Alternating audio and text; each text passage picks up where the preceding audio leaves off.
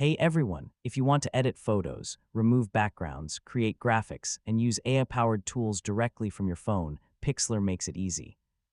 In this video, I'll show you how to use Pixlr on mobile from start to finish in 2026. First, download the Pixlr app from your device's app store and sign in to your account. If you're new to Pixlr, create a free account and complete the setup process. Once you're logged in, you'll arrive at the main dashboard where you can start a new project, open an existing image, or explore available editing tools. To begin, tap the option to upload a photo from your device. Choose the image you want to edit and wait for it to load into the editor. After the image opens, you'll see a variety of editing tools. You can crop, resize, rotate, adjust brightness, change colors, and apply filters directly from your phone.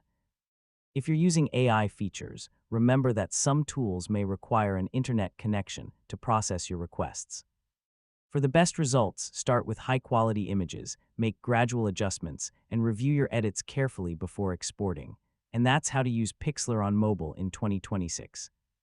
Whether you're editing photos, creating graphics, or using AI-powered tools, Pixlr gives you powerful editing features right from your smartphone. Thanks for watching, and I'll see you in the next tutorial.